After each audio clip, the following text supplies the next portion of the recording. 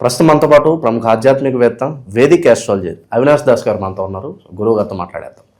నమస్కారం గురుగారు. నమస్కారం అండి. ఓం నమ శివాయ. ఓం నమో వెంకటేశాయ. 2026 ఫిబ్రవరి మాసం విశేషంగా మేషరాశి వాళ్ళకి ప్రస్తుత కాలం ఏ విధంగా ఉంటుందంటారు? ఏలినాటి శని తాలూకు ఇంపాక్ట్ ఎంతవరకు ఉంటుంది? వీళ్ళు ఈ మాసం ప్రత్యేకంగా ఎటువంటి జాగ్రత్తలు తీసుకుంటే బాగుంటుందంటారు?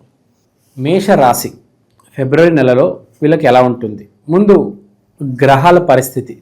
గురువు 3వ ఇంట్లో, కేతువు 5వ ఇంట్లో, కుజుడు 10వ ఇంట్లో ఉచ్చ స్థితిలో, తర్వాత 11వ ఇంట్లో పంచగ్రహ కూటమి. సో పంచగ్రహ కూటమి జరుగుతుంది కాబట్టి ప్రతి రాశికి అప్లికబుల్. కానీ ఏంటి పంచగ్రహ కూటమి అలా వస్తుంది, అలా వెళ్ళిపోతుంది, దాన్ని యూజ్ చేసుకోవాలి. ఇప్పుడు మహాభారతం జరిగినప్పుడు 2 గ్రహణాలు పడ్డాయి, వాళ్ళని యూజ్ చేసుకున్నారు. జయద్రథుడు అని ఒకడు ఉండేవాడు, వాడిని గ్రహణ సమయంలో చంపేశారు. అంటే మనకు పడిన గ్రహణం కావచ్చు, లేకపోతే గ్రహణ కూటమి కావచ్చు, యూజ్ చేసుకుంటే సక్సెస్ మనదే. మనం చాలామంది ఏం చేస్తూ ఉంటారంటే, పౌర్ణమి వచ్చింది, అమావాస్య వచ్చింది, పంచగ్రహ కూటమి, షష్టగ్రహ కూటమి, సప్తగ్రహ కూటమి వచ్చి వెళ్ళిపోతూ ఉంటే ఏం చేయరు. ఆ సమయంలో ఏదైనా చేయాలి, అదే తెలివిగల లక్షణం.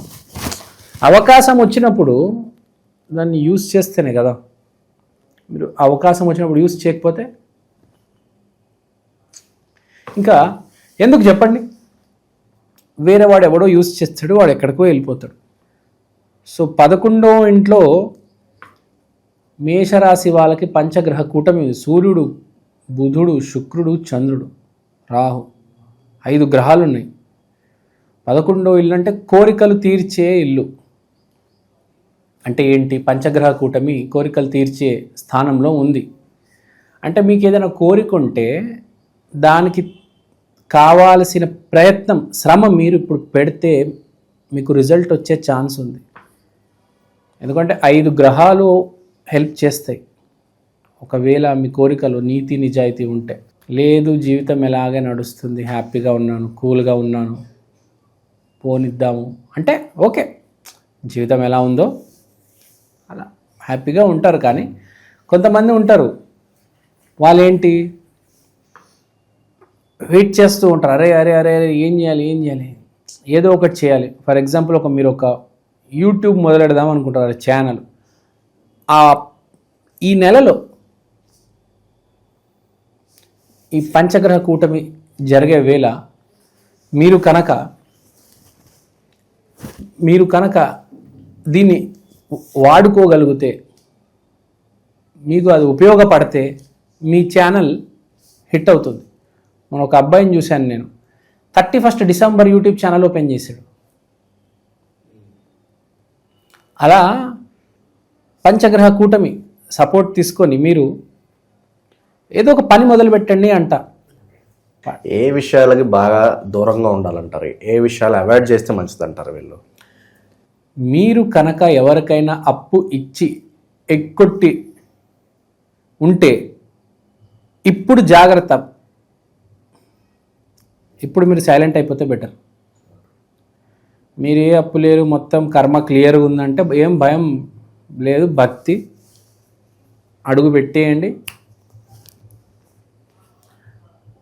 ఓం నమో గణేశ అని చెప్పండి, పని మొదలెట్టేయండి. అంతేగాని మీలో బ్యాక్లాగ్ ఉంది, మీ రోడ్ మ్యాపే సరిగ్గా లేదు, 10 మంది అమ్మాయిని మోసం చేశారు, ఇద్దరి దగ్గర అప్పులు తీసుకొని కొట్టారంటే ఇంక అంతే, చుక్కలు కనిపిస్తాయి. తప్పు చేసినాడు అనుభవించక తప్పదు, కానీ దాన్ని డిలే చేసుకోవచ్చు. ఇప్పుడు ఎందుకు, ఈ సమయంలో కదా. సో ఈ సమయంలో మంచి దారిలో ఉన్న వాళ్ళు దాన్ని సద్వినియోగపరచుకోవాలి, మంచిది. సో తర్వాత మనం కెరీర్ మాట్లాడాము. ఇప్పుడు ఎడ్యుకేషన్ కూడా, స్పిరిచువల్ ఎడ్యుకేషన్కి చాలా మంచిది. ఎందుకంటే 5వ ఇంట్లో కేతు ఉన్నాడు కదా, స్పిరిచువల్ ఎడ్యుకేషన్కి హెల్ప్ అవుతుంది. ఇప్పుడే మంచి చెడు ఏదో కొంచెం తారతమ్యం తెలుస్తుంది. తర్వాత మీకు కమ్యూనికేషన్ స్కిల్స్లో 3వ స్థానంలో గురువు ఉన్నాడు కాబట్టి గురువు అంటే గైడెన్స్, అంటే వెళ్తారు, ఎలా మాట్లాడాలో తెలుసు, సంతకం పెట్టేస్తారు.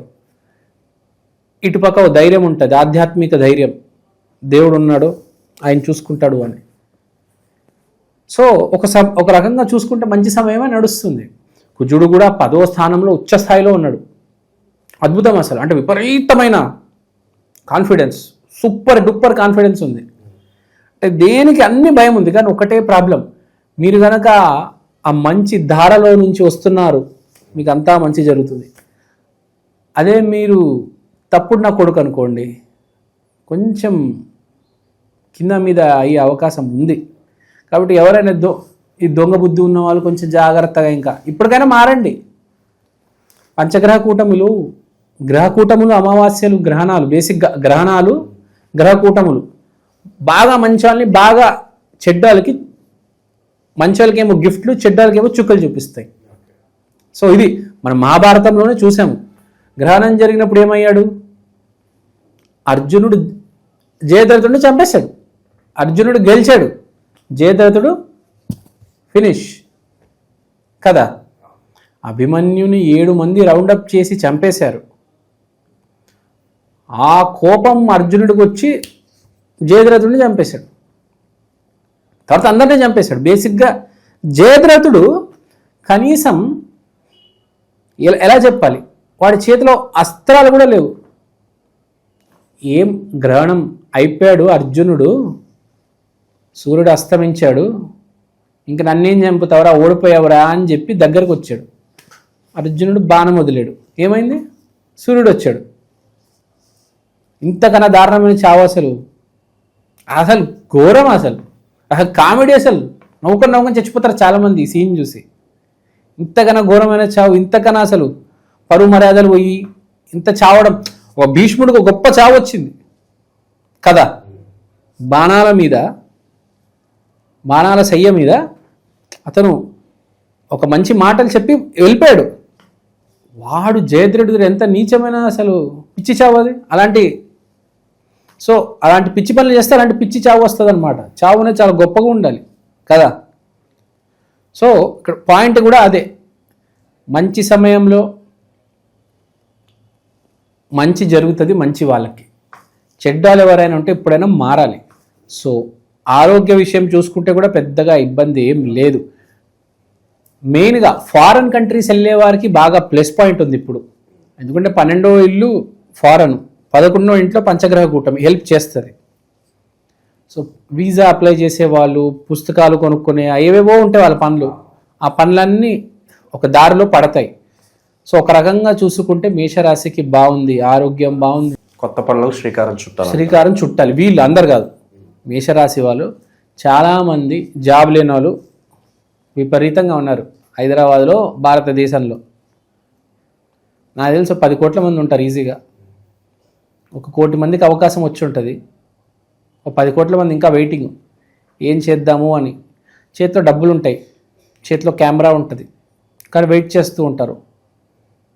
ఎప్పుడు పెడితే సక్సెస్ అవుతామో తెలియదు కాబట్టి ఆ భయంతో ఏం చేయరు. డబ్బులు పెడితే మునిగిపోతాయి, ఛానల్ మొదలు పెడితే వ్యూస్ రావు, ఇలా అనుకుంటూ ఉంటారు. సో ఏదో ఒక ధైర్యం చేసి మీరు ఈ సమయంలో ఆ గట్టెక్కేయాలని ప్రయత్నం చేస్తే చాలా బాగుంటుంది అని చెప్తున్నా. ఇప్పుడు మేషరాశి వాళ్ళకి ఈ పంచగ్రహ కూటమి ఇప్పుడు ఉంది, మళ్ళీ ఎప్పుడు వస్తుందో తెలీదు కదా. మనకు మినిమం టైం పడుతుంది, మీకు 1 year పడవచ్చు, ఇంకా దానిపైన పడవచ్చు, చెక్ చేయాలి. సో ఇప్పుడు జనవరి మాసం చాలా ఇంపార్టెంట్.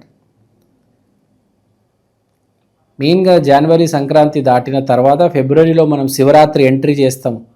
శివరాత్రి అయిన తర్వాత మనకు 17th తారీఖు అట్లా ఈ పంచగ్రహ కూటమి జరుగుతుంది. సో ఆ టైంలో మనకు కరెక్ట్ మాఘమాసం కూడా స్టార్ట్ అవుతుంది. మాఘమాసం, పంచగ్రహ కూటమి, ఫిబ్రవరి నెల, మేషరాశి. సో చేసేయండి అంట, మొదలెట్టేయండి. అది కాకుండా జాబ్లో ఉన్న వాళ్ళు ప్రమోషన్ కోసం కూడా ట్రై చేసేయండి. రైతులు కూడా కొత్త పంట, దానికి సంబంధించిన ఏదైనా విత్తనాలు కొనాలి, ఎరువులు కొనాలి, యూరియా కొనాలి, కొనేసేయండి. వ్యాపారం చేసేవాళ్ళు కొత్త లోడ్ తీసుకురావాలి.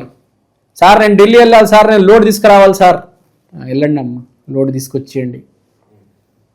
అక్కడ ఏముంది, వెళ్తారు, సైన్ చేస్తారు, లోడ్ వచ్చేస్తుంది షాప్ కదా. ఆ భయం భయం ఉంటుంది, ఎప్పుడు కొనాలి, సరుకు అమ్ముడు పోతుందా లేదా కదా. ఆడు ఢిల్లీకి వెళ్ళాలి, ఒక సంతకం పెట్టాలి. సంతకం పెడితే ఇక్కడ షాప్లో 200 ఫోన్లు వచ్చేస్తాయి. కానీ ఇటు భయము, అమ్ముడు పోతాయో లేదో, కొనాలా వద్దా ఈ ఫోను అని కదా. ఇటు భయం ఉంటుంది. ఇంకా చాలు, మొదలెట్టేయండి, సంతకాలు పెట్టేయండి, మీ లోడ్ మీ షాప్కి వచ్చేస్తుంది. ఏం లేదండి, ఎవరైనా ఢిల్లీ ముంబైకి వెళ్ళి డబ్బులు కట్టేసి ఒక సంతకం పెడితే చాలు, మీ షాప్కి సామాన్ వచ్చేస్తుంది. ఇప్పుడు అంత స్పీడ్ అయిపోయింది. బొమ్మల షాప్ కావచ్చు, ఫోన్ షాప్ కావచ్చు, ఫర్నిచర్ షాప్ కావచ్చు, ప్లాస్టిక్ సామాన్లు కావచ్చు, చైనా ఐటమ్లు కావచ్చు, లైట్లు కావచ్చు, మైకులు కావచ్చు, డోర్లు కావచ్చు, హ్యాండిల్ కావచ్చు, స్విచ్లు కావచ్చు, ఏదైనా ఒక్క సంతకం, భయం, చెయ్యి ఉణుకుద్ది ఇట్లా. ఎవరికైనా భయమే కదా, ఇట్లా డబ్బు జారిపోతుంది, సరుకు వచ్చేస్తుంది. మీ చేతిలో ఏముండదు, మీకు డబ్బు కనిపించదు, సరుకు కనిపించదు, మీరు ఓన్లీ సంతకం పెడతారు, ఫోన్లో డబ్బులు వెళ్ళిపోతాయి, ఆటోలో సరుకులు వచ్చేస్తాయి. ఇక్కడ మానసిక దోపిడీ జరుగుతుంది చూడండి, మనిషికి పిచ్చాడైపోతాడు, కింద మీద అయిపోతాడు. సో భయపడాల్సిన పని లేదు. ఫ్యామిలీ లవ్ అండ్ అఫెక్షన్స్ ఇవి ఎలా ఉంటాయి సార్? అదే ఫ్యామిలీ లవ్ అండ్ ఎఫెక్షన్ కూడా బాగుంది. కమ్యూనికేషన్ బాగా ఉంటుంది. గురువు 3వ ఇంట్లో ఉన్నాడు కాబట్టి విపరీతమైన కమ్యూనికేషన్, అనురాగాలు, ప్రేమ బాంధవ్యాలు అన్నీ చాలా బాగుంటాయి. అసలు ఏ మాత్రం గొడవ లేదు. అంటే ఒక రకంగా చెప్పాలంటే మేషరాశి వాళ్ళకి 90% చాలా బాగుంది. Very good. మేషరాశి మనం చూసుకున్న 2026లో కూడా మేషరాశికి బాగుంది. సో మరి రెమెడీస్ అంటే ఏం చెప్తారు గురుగారు? ప్రస్తుతం ఇంకా కాస్త బెటర్గా ఉండాలి ఈ నెల నాకంటే ఎటువంటి పరిహారాలు వీళ్ళకి బాగా అవసరం అంటారు? శివరాత్రి వస్తుంది. మంచి రెమెడీ ఏంటంటే ఫస్ట్ మీ ఇంటి దగ్గర ఉన్న శివాలయానికి వెళ్ళండి. శివాలయానికి వెళ్ళి ఏం చేయొద్దు. ఫస్ట్ పాయింట్, పూలు, పళ్ళు, పాలాభిషేకం, జలాభిషేకం ఇవేం చేయొద్దు. గుడికి వెళ్ళి కూర్చోండి. ఫస్ట్ శివాలయాన్ని చూడండి, శివలింగాన్ని చూడండి. Try to connect with the energy. ఓం నమ శివాయ మంత్ర జాపం చేయండి. ఈ అన్నిటికీ దూరం ఉండండి. పాలాభిషేకం, జలాభిషేకం చేతకానోడు చేస్తాడు ఇవన్నీ. భగవద్గీతలో ఎక్కడ రాయలేదు. కృష్ణుడు చెప్పాడు ఎక్కడైనా ఈ పూజ చేయి, ఆ పూజ చేయి, జలాభిషేకం, పాలాభిషేకం అవి ఎప్పుడు చేయాలో నేను చెప్తాను, అప్పుడు చేద్దులే. ప్రస్తుతం జనాలు ఏం చేస్తారంటే దాంట్లో పడి భక్తిని మర్చిపోతారు. పాలాభిషేకం పంచి పాల్గొనాలి, ఆవు పాల్గొని రావాలి దేవుడికి అని అంటారు, కానీ భక్తి మర్చిపోతారు. జలాభిషేకం చేస్తారు, ఆ కనెక్షన్ అనేది ఎస్టాబ్లిష్ అవ్వదు. అన్ని పనులు ఒకటేసారి చేయడం చాలా కష్టం అండి. అందుకని చెప్పేది ఏంటంటే ఫస్ట్ కూర్చొని ఒక అరగంట, గంట సేపు కనెక్ట్ అవ్వండి. గంట సేపు కనెక్ట్ అయిన తర్వాత మనలో పాజిటివ్ ఎనర్జీ వచ్చిన తర్వాత అప్పుడు వెళ్ళి జలాభిషేకం, పాలాభిషేకము, పూలు, పళ్ళు అర్పించడం అనేది జరగాలి. మనలో ఎగురుతారు, ఎగిరి గంతులేస్తారు. పూలు కొనడానికి అరగంట, పాలు కొనడానికి అరగంట, ఏందేందో షాపింగ్లు చేసి అందరు ఒకటేసారి మార్కెట్కి వెళ్తారు, అక్కడ గుంపు. సో అంత అవసరం లేదు అంట. నార్మల్గా చేయాలి, కొంచెం స్లోగా చేయాలి, కూల్గా చేయాలి. కేజీలు అవసరం లేదు. ఒక్క అట్టిపండు చాలు,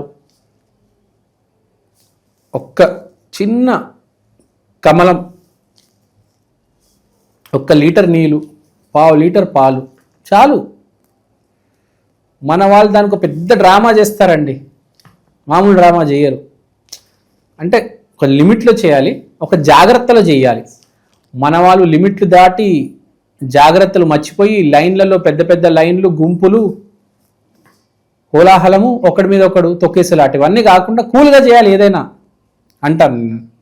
సో ఈ సంవత్సరం కొన్ని మనకు ఈ స్పిరిచువల్ సెంటర్స్ దగ్గర లేనిపోని యాక్సిడెంట్స్ జరుగుతాయని ఉంది కాబట్టి ముందే చెప్తున్నాను వాళ్ళకి.